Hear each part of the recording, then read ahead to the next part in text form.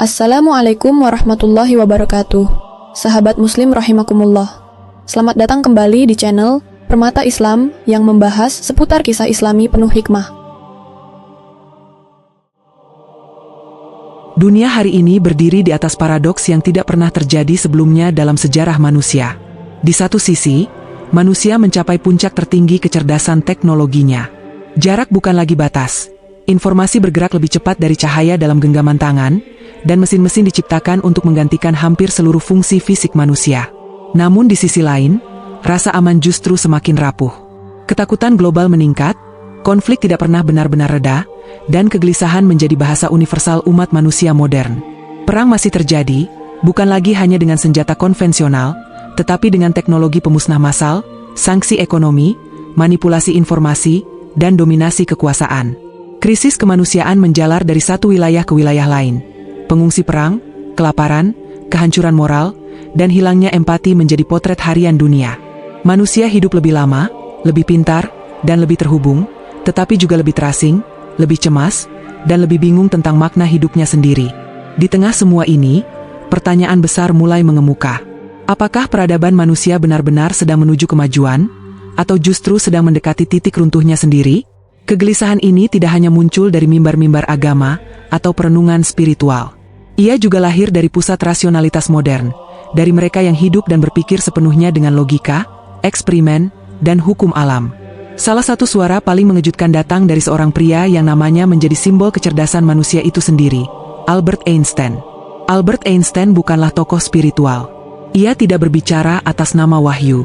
Ia tidak mengklaim diri sebagai penyampai pesan langit. Sepanjang hidupnya, ia dikenal sebagai ilmuwan murni, seorang fisikawan teoritis yang menghabiskan waktu memikirkan struktur ruang dan waktu, energi dan massa, sebab dan akibat. Teori relativitas yang ia rumuskan mengubah fondasi sains modern dan menempatkannya sebagai salah satu otak paling berpengaruh dalam sejarah manusia. Namun justru dari sosok yang sangat rasional inilah muncul peringatan yang tidak kalah menggetarkan dibanding nubuat-nubuat religius. Einstein hidup pada masa ketika ilmu pengetahuan melesat dengan kecepatan luar biasa. Ia menyaksikan langsung bagaimana kecerdasan manusia mampu membongkar rahasia alam semesta, tetapi juga bagaimana kecerdasan yang sama digunakan untuk menciptakan alat penghancur yang belum pernah dikenal sebelumnya. Bom atom, simbol puncak sains modern, menjadi bukti bahwa ilmu pengetahuan tanpa kendali moral dapat berubah menjadi ancaman eksistensial bagi umat manusia itu sendiri. Dari pengalaman inilah kegelisahan Einstein lahir. Ia mulai mempertanyakan arah peradaban. Bukan karena kurangnya pengetahuan, melainkan karena terlalu banyak pengetahuan yang tidak diimbangi kebijaksanaan.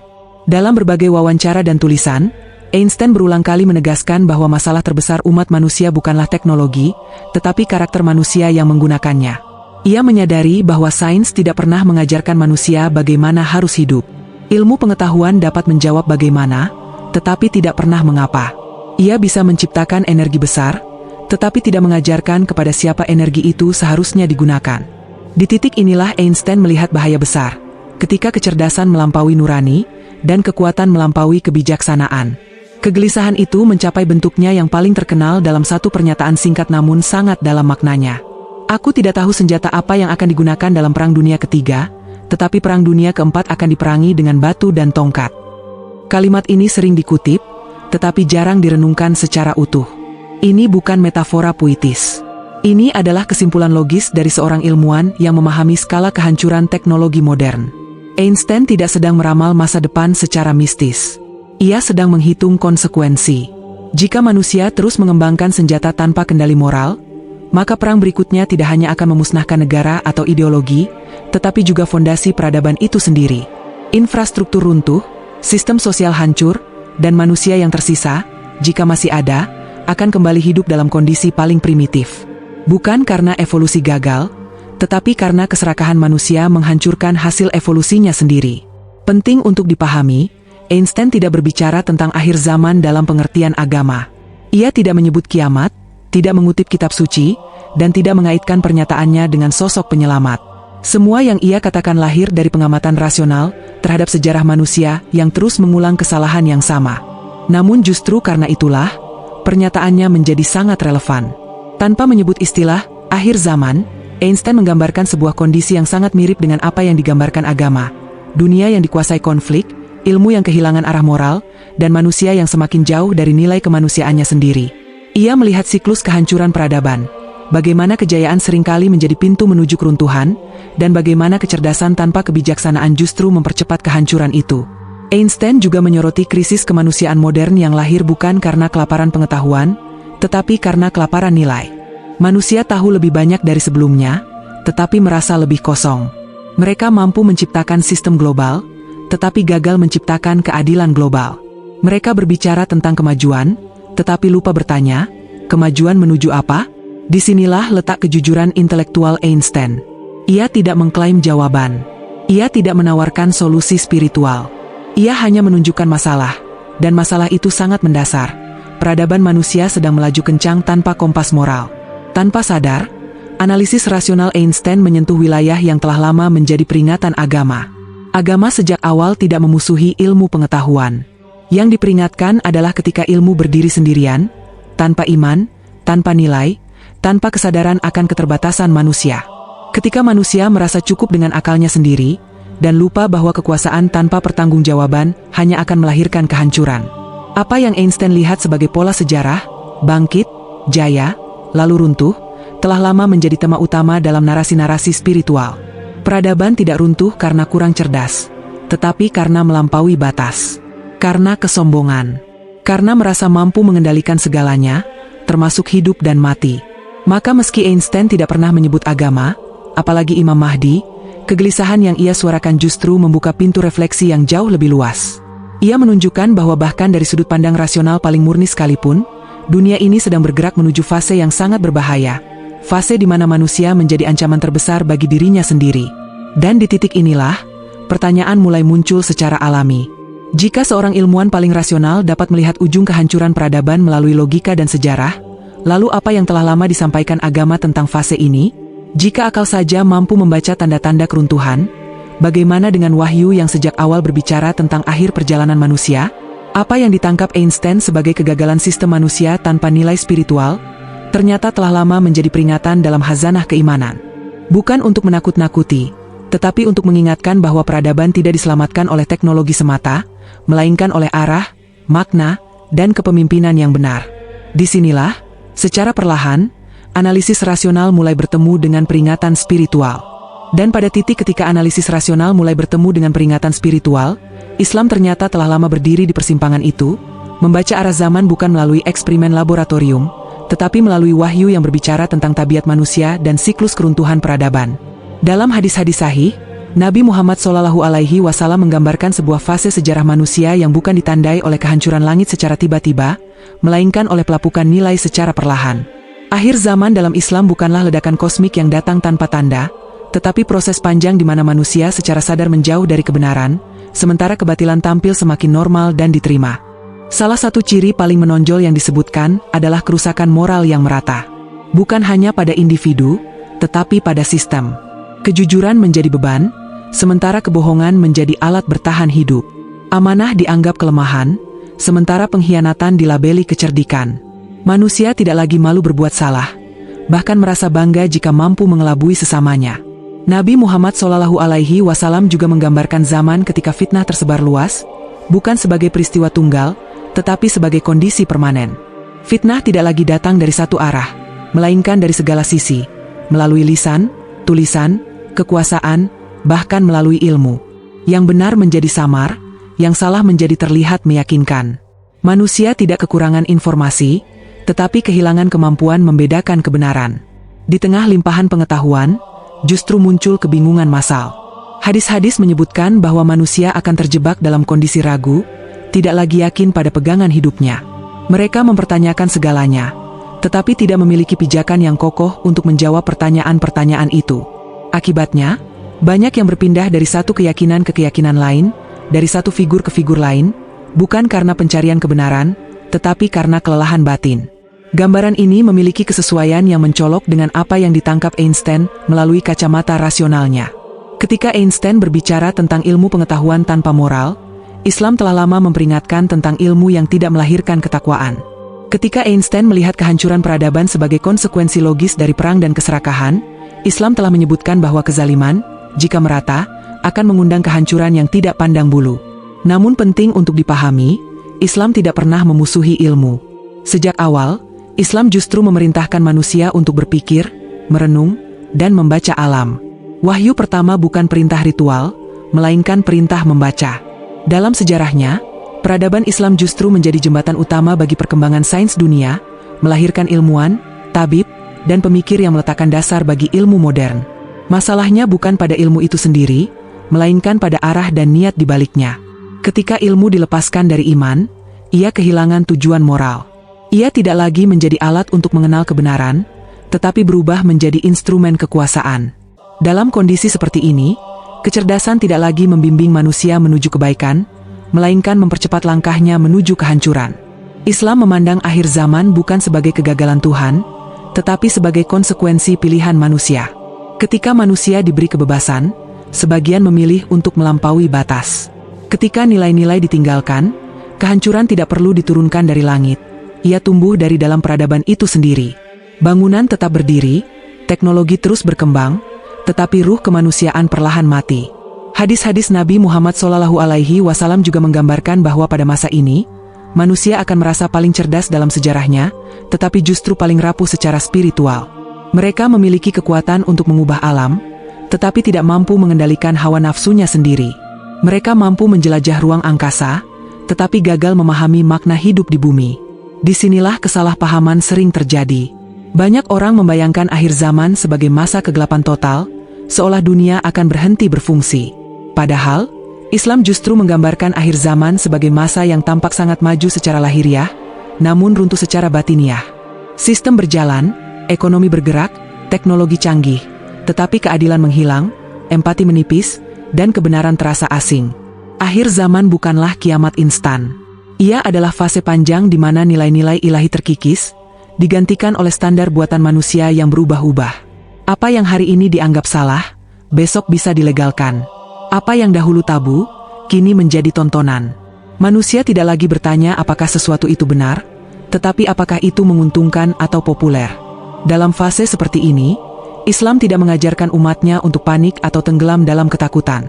Sebaliknya, Islam mengajarkan kewaspadaan dan kejernihan berpikir. Tanda-tanda akhir zaman bukan diberikan untuk ditebak tanggalnya, tetapi untuk dikenali polanya. Agar manusia tidak terkejut ketika kerusakan merata, dan tidak mudah tertipu oleh klaim-klaim yang muncul di tengah kebingungan massal. Kesesuaian antara analisis Einstein dan peringatan Islam bukanlah kebetulan. Keduanya berbicara tentang hukum yang sama, bahwa peradaban tanpa nilai akan runtuh, cepat atau lambat. Bedanya, Einstein melihatnya sebagai kesimpulan rasional dari sejarah manusia, sementara Islam melihatnya sebagai sunatullah, hukum Allah yang berlaku atas umat manusia sejak awal. Ketika ilmu berdiri tanpa iman, ia menjadi buta. Ketika iman berdiri tanpa ilmu, ia menjadi rapuh. Islam menempatkan keduanya dalam keseimbangan, tetapi memperingatkan bahwa jika keseimbangan itu runtuh, maka yang muncul bukan kemajuan sejati, melainkan ilusi kejayaan yang rapuh. Maka akhir zaman dalam Islam bukan sekadar tentang kehancuran fisik, tetapi tentang hilangnya orientasi hidup. Manusia tidak tahu lagi kemana harus melangkah. Mereka mengejar sesuatu, tetapi tidak tahu apa. Mereka merasa dunia ini salah arah, tetapi tidak tahu bagaimana memperbaikinya. Dalam kekosongan inilah, berbagai narasi bermunculan, tentang penyelamat, tentang tokoh yang akan datang, tentang perubahan besar yang diharapkan mampu menghentikan kekacauan. Dan ketika kerinduan itu memuncak, ketika dunia terasa terlalu berat untuk dipikul sendirian, manusia mulai mencari figur yang dianggap mampu mengembalikan keseimbangan, bukan sebagai hiburan spiritual, tetapi sebagai jawaban terakhir atas kelelahan peradaban yang telah mencoba segala cara kecuali kembali kepada nilai ilahi. Dalam Islam, figur itu bukanlah hasil imajinasi kolektif, bukan pula simbol abstrak tentang harapan. Ia disebut secara konkret dalam hadis-hadis sahih sebagai seorang manusia nyata, hidup di bumi, berjalan di pasar, merasakan ketakutan, keraguan, dan tanggung jawab seperti manusia lainnya. Sosok itu dikenal sebagai Imam Mahdi. Hadis-hadis Nabi Muhammad SAW menjelaskan bahwa Imam Mahdi berasal dari keturunan Rasulullah SAW melalui jalur Fatimah Az-Zahra. Ia bukan figur asing yang muncul dari luar umat, melainkan lahir dari tubuh sejarah Islam itu sendiri. Garis nasabnya jelas, bukan mitos, bukan rahasia langit yang hanya diketahui segelintir orang.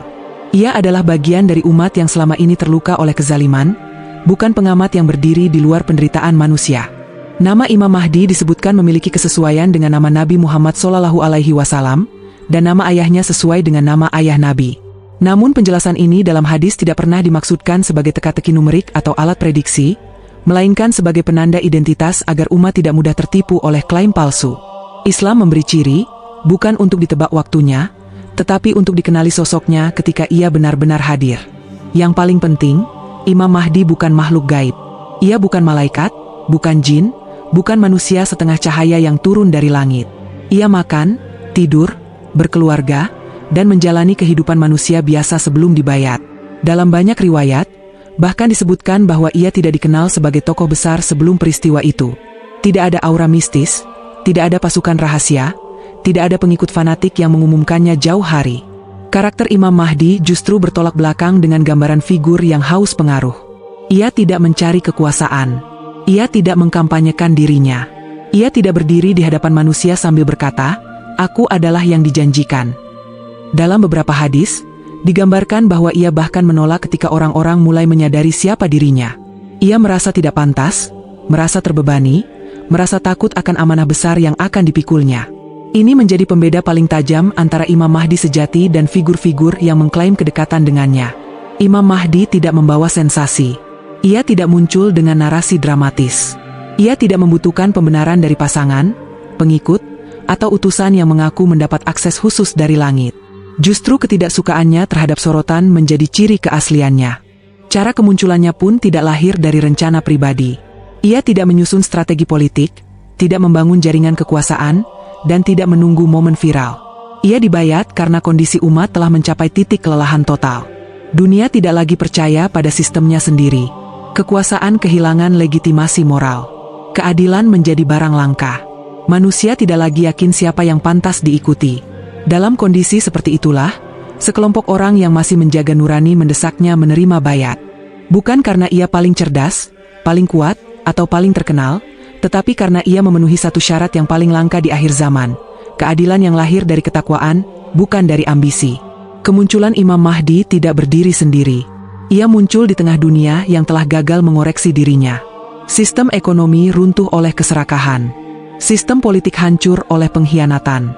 Ilmu pengetahuan kehilangan arah karena dipisahkan dari nilai. Manusia telah mencoba segala bentuk solusi buatan, dan semuanya berakhir dengan luka yang lebih dalam. Karena itu, Imam Mahdi bukan hasil prediksi ilmiah. Ia tidak lahir dari analisis data atau perhitungan siklus sejarah. Ia juga bukan jawaban politik yang bisa direplikasi oleh strategi manusia. Tidak ada konferensi yang bisa melahirkannya, tidak ada revolusi yang bisa memaksanya muncul. Imam Mahdi adalah jawaban ilahi atas kegagalan manusia mengelola kebebasannya. Ia hadir bukan untuk membuktikan kecerdasan manusia, tetapi untuk menunjukkan batasnya. Bukan untuk memamerkan kekuatan, tetapi untuk mengembalikan makna. Dalam Islam, ia bukan pusat cerita, melainkan alat untuk menegakkan kembali keadilan yang telah lama runtuh. Karena itulah, segala upaya untuk memanggil Imam Mahdi, menurunkannya, atau menentukan waktunya, justru bertentangan dengan hakikat kemunculannya. Ia tidak datang karena dunia penasaran, tetapi karena dunia telah rusak. Ia tidak muncul karena manusia menunggu, tetapi karena manusia telah tersesat terlalu jauh. Dan di titik ini, gambaran Imam Mahdi menjadi jelas. Bukan figur pelarian dari kenyataan, melainkan konsekuensi dari kenyataan yang gagal diperbaiki. Ia bukan simbol harapan kosong, tetapi amanah berat yang hanya muncul ketika umat telah kehabisan sandaran selain kepada Allah. Dan ketika umat benar-benar kehabisan sandaran selain kepada Allah, disitulah seluruh gambaran yang sebelumnya terpisah mulai menyatu, kegelisahan seorang ilmuwan rasional, kerusakan dunia modern, dan janji ilahi tentang hadirnya seorang pemimpin adil di ujung kelelahan peradaban. Apa yang dilihat Albert Einstein melalui kacamata ilmu bukanlah ramalan mistis, melainkan kesimpulan logis dari perjalanan panjang umat manusia. Ia menyaksikan bagaimana kecerdasan tanpa kebijaksanaan melahirkan senjata, bagaimana kemajuan tanpa moral menciptakan ketakutan global, dan bagaimana ilmu pengetahuan yang tercerabut dari nilai justru mempercepat kehancuran. Dunia yang ia khawatirkan bukan dunia tanpa teknologi, tetapi dunia yang kehilangan arah tentang untuk apa teknologi itu digunakan. Kegelisahan itu kini bukan lagi wacana abad lalu. Ia hidup dalam realitas modern. Perang yang tak pernah benar-benar selesai, krisis kemanusiaan yang terus berulang, manusia yang semakin terhubung tetapi semakin kesepian, serta sistem global yang tampak megah namun rapuh di dalam. Peradaban bergerak cepat, tetapi jiwanya tertinggal jauh di belakang. Di titik inilah manusia mulai merasakan sesuatu yang tak bisa dijelaskan dengan statistik. Rasa kosong, rasa gagal, rasa bahwa dunia sedang berjalan ke arah yang salah. Islam telah lama menggambarkan fase ini sebagai masa kerusakan yang merata, bukan hanya pada bangunan dan institusi, tetapi pada hati manusia. Ketika yang salah terasa normal dan yang benar terasa asing. Ketika keadilan harus diperjuangkan sendirian, sementara kebatilan tampil rapi dan terorganisir. Dalam kondisi seperti itulah janji tentang Imam Mahdi muncul, bukan sebagai cerita pelipur lara, tetapi sebagai bagian dari skenario ilahi yang lebih besar. Namun justru disinilah banyak manusia tergelincir. Kerinduan akan penyelamat sering berubah menjadi kegelisahan yang tidak sabar. Manusia ingin kepastian cepat. Mereka ingin tanggal, ingin nama, ingin tanda yang bisa dipamerkan dan dibagikan. Sosok Imam Mahdi yang seharusnya dipahami dengan ilmu dan ketenangan, justru dipersempit menjadi sensasi dan klaim-klaim instan. Sebagian orang mencari waktu kemunculan seolah-olah keselamatan bergantung pada mengetahui hari dan jamnya. Padahal, sepanjang sejarah kenabian, pengetahuan tentang waktu gaib selalu ditutup rapat oleh Allah. Bukan karena manusia tidak layak tahu, tetapi karena mengetahui waktu seringkali justru merusak kesiapan iman. Ketika waktu diketahui, manusia cenderung menunda taubat, menunda perbaikan, dan menunda kesadaran. Sebagian yang lain mencari tokoh instan, figur yang mengaku, atau diakui oleh lingkaran kecil, sebagai bagian dari skenario besar akhir zaman. Klaim demi klaim bermunculan, membawa simbol-simbol suci, istilah-istilah langit, dan narasi yang terdengar meyakinkan. Namun Islam sejak awal mengajarkan bahwa kebenaran tidak diukur dari seberapa dramatis penyampaiannya, melainkan dari seberapa kuat ia berpijak pada dalil dan akhlak. Ada pula yang tenggelam dalam sensasi spiritual. Setiap fenomena dianggap pertanda mutlak. Setiap keguncangan ditafsirkan secara berlebihan. Agama yang seharusnya menenangkan justru menjadi sumber kecemasan baru. Padahal tanda-tanda akhir zaman tidak pernah dimaksudkan untuk membuat manusia panik, melainkan agar manusia waspada terhadap kondisi dirinya sendiri. Sikap seorang muslim dalam menghadapi semua ini tidak pernah diajarkan dengan cara ekstrim. Ia tidak diperintahkan untuk menebak-nebak waktu. Tidak pula didorong untuk mengejar klaim-klaim yang belum jelas landasannya. Dan sama sekali tidak diminta untuk hidup dalam ketakutan yang melumpuhkan. Islam justru menempatkan iman sebagai jangkar di tengah badai, bukan sebagai bahan spekulasi. Menunggu akhir zaman bukan berarti menghentikan kehidupan, tetapi menjalani kehidupan dengan kesadaran yang lebih dalam. Menanti Imam Mahdi bukan berarti mencarinya di setiap berita dan video, tetapi menyiapkan diri agar tidak menjadi bagian dari kerusakan yang ia kelak perbaiki. Karena jika dunia hancur oleh hilangnya kejujuran, maka kejujuranlah yang harus dijaga. Jika dunia runtuh oleh ketidakadilan, maka keadilan dimulai dari lingkup terkecil yang mampu dijangkau. Akhir zaman dalam Islam bukan teka-teki untuk dipecahkan, melainkan cermin untuk bercermin. Ia tidak datang untuk diramal, tetapi untuk disadari. Imam Mahdi bukan figur yang dicari-cari dengan ambisi, tetapi pemimpin yang dihadirkan ketika manusia telah belajar bahwa tanpa petunjuk ilahi, seluruh kecerdasan akan berujung pada kehancuran. Dan pada akhirnya, keselamatan tidak terletak pada mengetahui siapa yang akan datang atau kapan ia muncul, melainkan pada apakah iman masih dijaga ketika dunia kehilangan arah. Sebab ketika waktu itu tiba, apapun bentuk dan masanya, yang akan ditanya bukanlah seberapa banyak tanda yang berhasil ditebak, tetapi seberapa teguh hati bertahan di tengah fitnah sebelum pertolongan itu benar-benar datang.